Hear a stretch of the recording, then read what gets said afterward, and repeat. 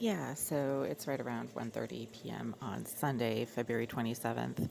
I'm just making this video to record the fact that there are absolutely, beyond a doubt, surveillance devices around my bed and in my bathroom, which would make sense if you consider the fact that there is a sex offender, cybercriminal psychopath living directly on the other side of that wall in Unit 78 who spends most of their waking hours sitting in their bathroom, apparently eavesdropping on what I do and smacking the wall, uh, that wall right there, whenever I do anything personal and private. She also smacks the wall that my bathroom shares with her bathroom whenever I try to do anything that involves removing clothing, such as using the toilet or taking a shower. She becomes extremely physically agitated whenever I do either of those things.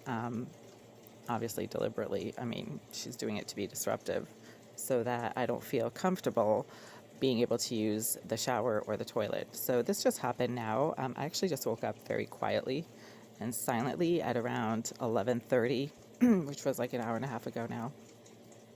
And as soon as I did, within just 15 seconds, the person directly below me in 76 started making these sudden, super loud banging noises directly beneath my bed, just a few times in a row. It didn't happen before that, it didn't happen since then. And at the same time, there was somebody out on the street that started loudly honking a horn, maybe like 2 or 3 times, just at the same time as the person below me was making these super loud banging noises. And within also a few seconds of those two things happening, a cop car drove by, and there is a police station around the corner from here. A number of those police officers seem to have a very cozy, friendly relationship with the criminals in this building, and they tweet their horns at the exact corner of Union Ave and Green Street when they drive by. They don't tweet their horns at any point after that corner.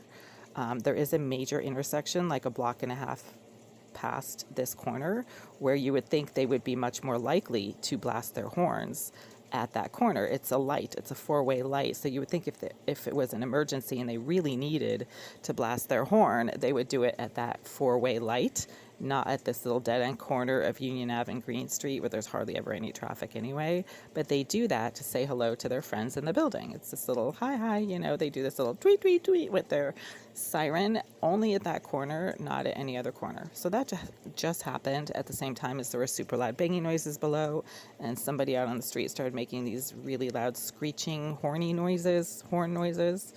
And then within a few minutes of that, maybe 30 seconds to 1 minute, the psychopath who sits in that bathroom in 78 for hours every day suddenly started blowing marijuana fumes through the wall. And pot fumes are so distinct. Like, if you don't smoke, you can smell pot fumes like a mile away. So all of a sudden, my entire living space was just filled with pot fumes. Right at the same time as everybody was making all kinds of other noises. And then as soon as I lay back down on my bed and covered my head with a blanket and went back to sleep, while I was pretending to sleep, it all suddenly stopped, and it hasn't started since until now when I sat up again, and then the same stuff started happening.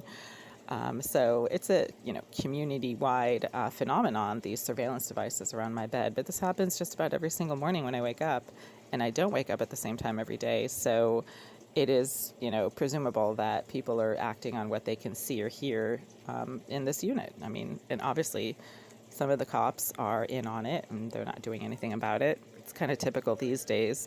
Law enforcement is much more likely to be on the side of criminals and, criminal activity than they are on the side of actual legitimate victims. Oh, yeah, and now there's a bunch of creeps screaming and shouting out on the street directly below. I don't know if you can hear it.